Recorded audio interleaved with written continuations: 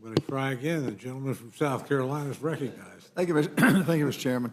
You know, I too can't believe we're sitting here with all the problems this country faces brought on by this administration, with the issues with border crossings, and it's been brought up about the deaths of mentally ill, those who kill children that are mentally ill.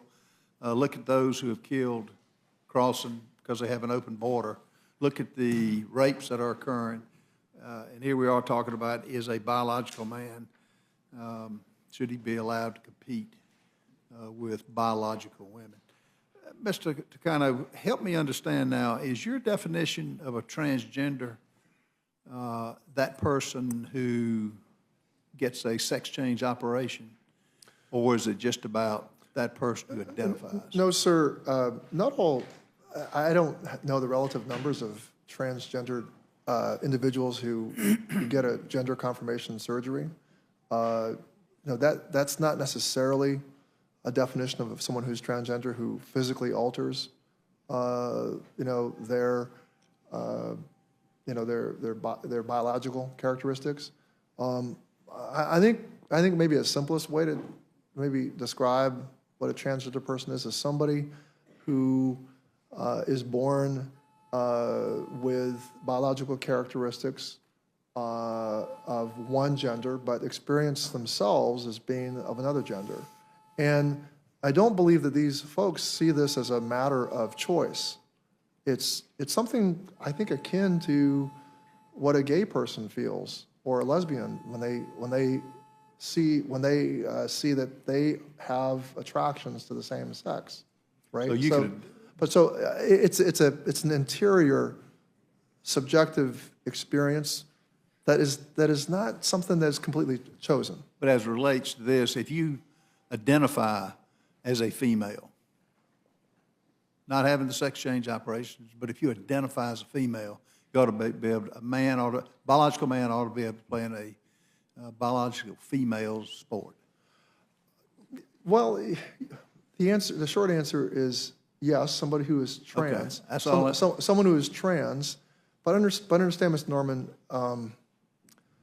the idea that people would do this in order to take advantage of biological advantages, I think is just not correct. It's not true. And if you were to see some trans girls participate in sports, I think for the most part you would see that they're girls, pretty much girls. Should Mike Tyson, have you heard of him? Yes, I have. If he identifies as a female, should he be allowed to box? Well, look, again... No, that's a very simple question, because you said yes, that if he identifies, should he be allowed to enter a boxing match with a biological female? Well, I think there's room for, as the NAACA and the IOC, they've accepted trans women as athletes for many years on a sport-by-sport, case-by-case basis. It's not an absolute. It's not an absolute inclusion. But the answer is yes. If he identifies, he ought to be able to box. I didn't say that. Earlier you said if he had. Well, let me just ask you this. I thought earlier you said if you identify, that yes, that qualifies it had to do with the question I think you're referring to is over facilities and bathrooms, about participation. If they identify, if they want to participate. So if you want a trans girl, a trans woman, if that's what you identify as, I believe you should have the opportunity to participate in the sport that's consistent with your gender. You should be able. A trans girl needs to be able to participate. She identifies as I'm asking. If she identifies as a female. Yes. If she identifies as a male, she ought to be able to compete. Yeah. Well, look. The example you brought up of Mike Tyson that brings up this image of this extraordinary athlete, highly developed musculature. But the idea that males, trans women, That's who trans women are, or trans girls for that matter, are these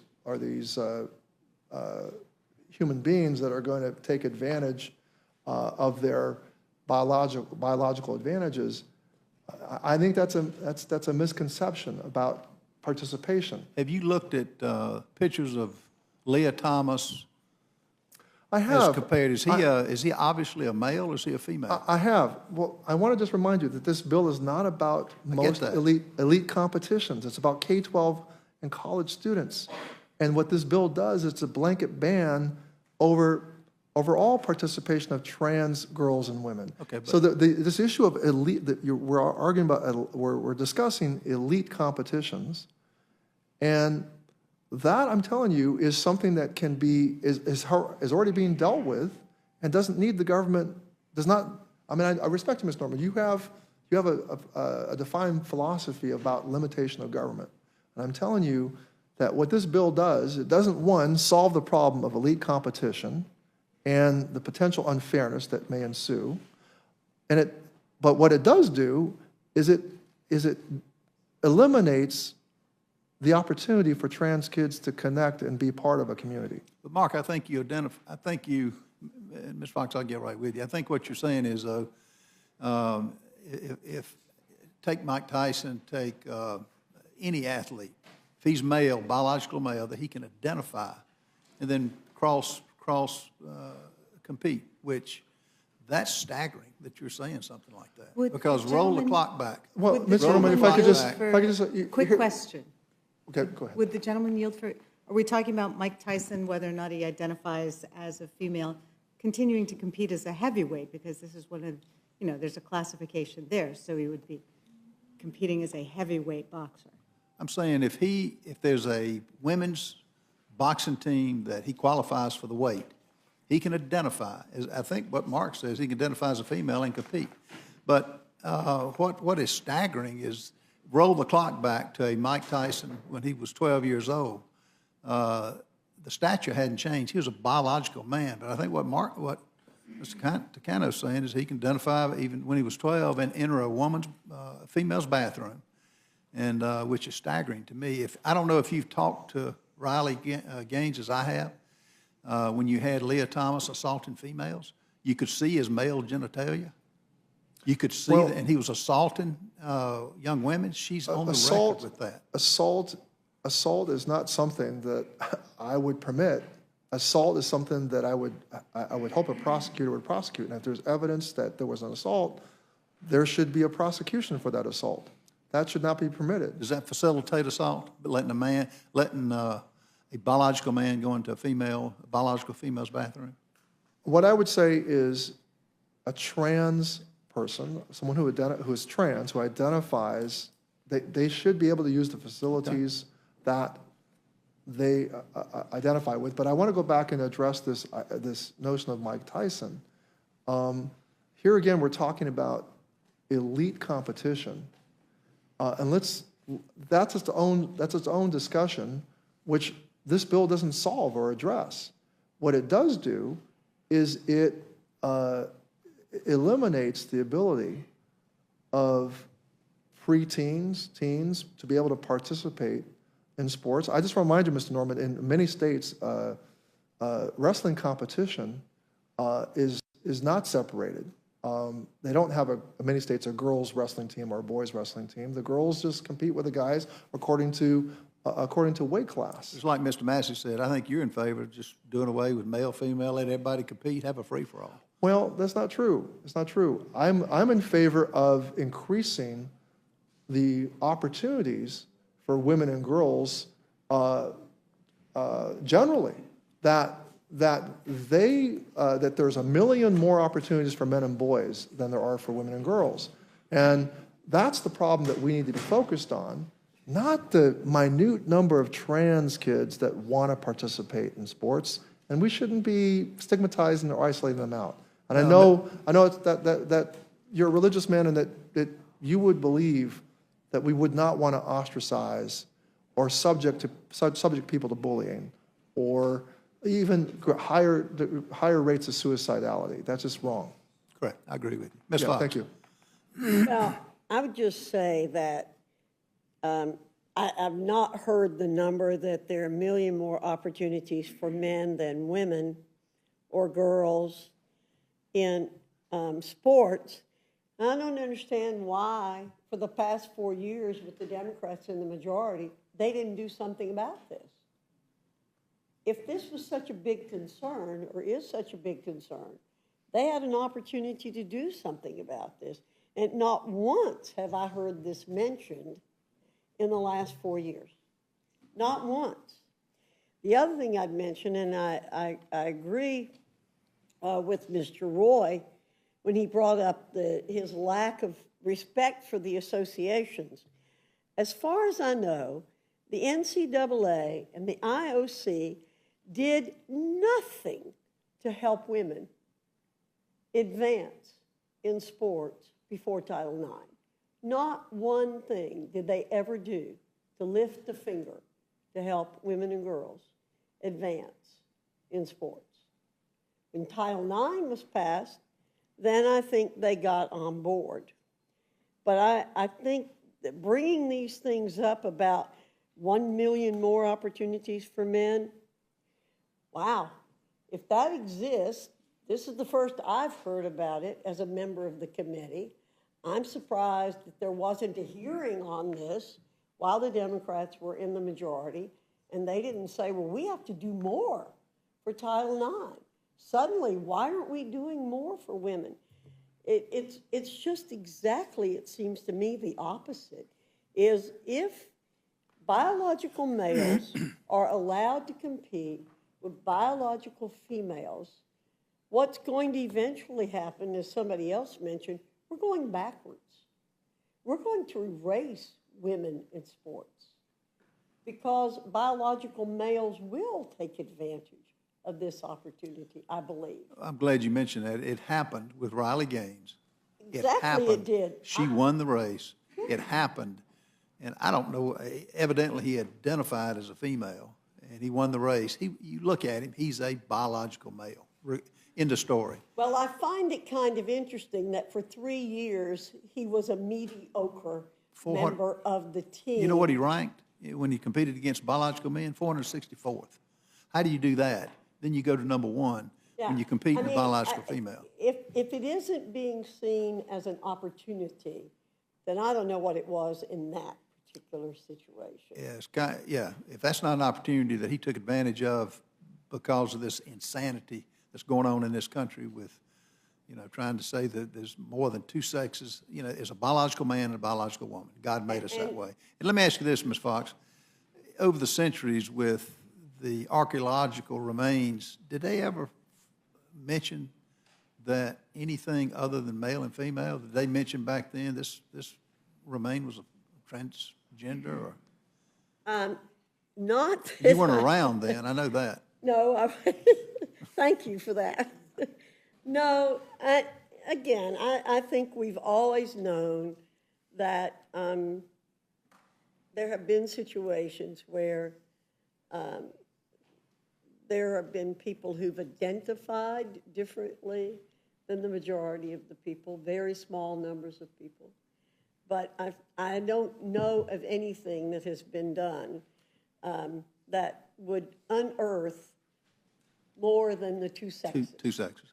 And if I believe that the article that if you're interested in learning more about this, I think, and I think Mr. Massey talked about the genetics, the gametes, right? Gametes don't change. Yeah, you're either XX or XY.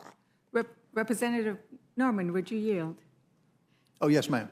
So there was actually a fascinating article that I read of a rabbi who went through the Old Testament and identified the many different ways in which people were referred to, which included binary and many other things. I will find it and send it to you if you'd like. I'd like to see that. Yeah. That was a legitimate question. I don't want to belabor it. We've exhausted this topic.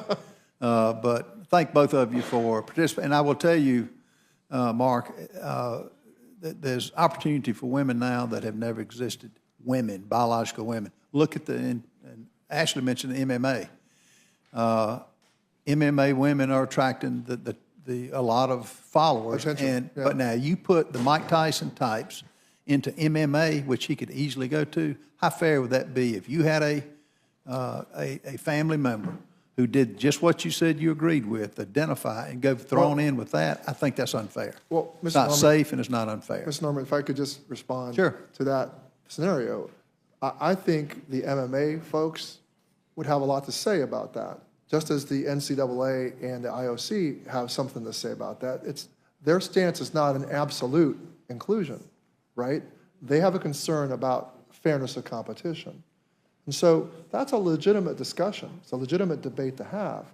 But what I'm telling you is that this bill is not about addressing that unfairness that you're pointing to.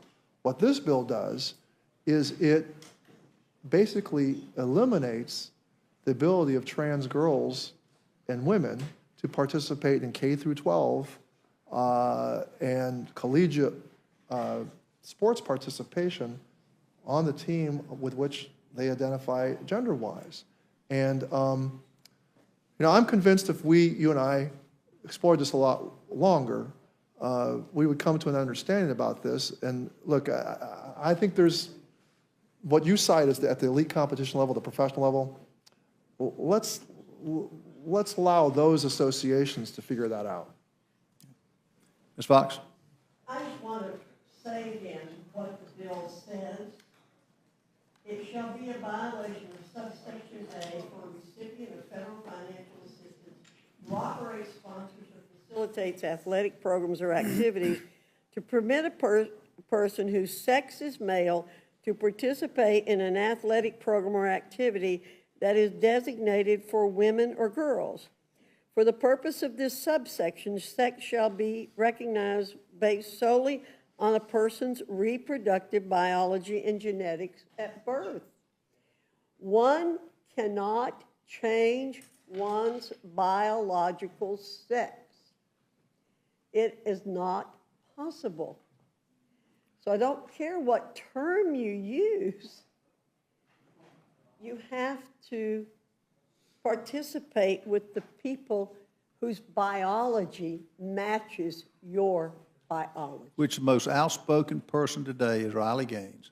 When she went into that dressing room and witnessed Leah Thomas, or whatever his name was when he was a male, supposedly, he had genitalia, and he was definitely a male. And he competed when he couldn't compete with males, biological males. And to go from 464th to 1 is unfair. It's unfair to Riley Gaines and others. It sets a tone that I think it does get to the bathroom issue. It does get to safety. It does get to protection, which children deserve that. I yield back. Mr. Chairman? Gentleman from South Carolina.